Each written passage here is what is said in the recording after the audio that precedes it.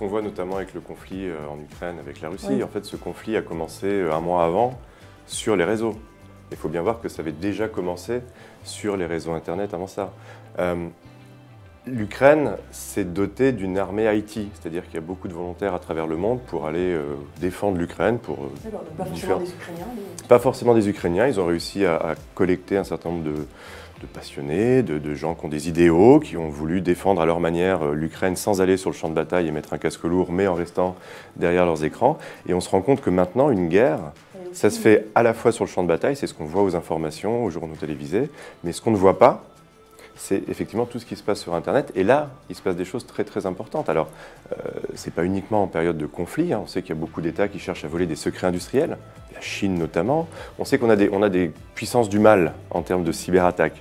Alors, on a la Chine, on a l'Iran, on a la Corée du Nord. Du côté du bien, soi-disant, on a les États-Unis, mais qui attaquent aussi. Donc en fait, tout ça, c'est une grosse... L'Europe, on se défend. Le Royaume-Uni est un pays qui est très attaqué. La France aussi. Je crois que globalement, absolument, il y a une prise de conscience. Et ce qui est intéressant, c'est quand je discute avec des entreprises de cybersécurité, elles me disent, maintenant, les dossiers de cybersécurité sont sur le haut de la pile des PDG. Okay. Ce qui n'était pas le cas il y a quelques années. Il y a quelques années, c'était, je dirais, la chasse gardée du responsable de la sécurité informatique.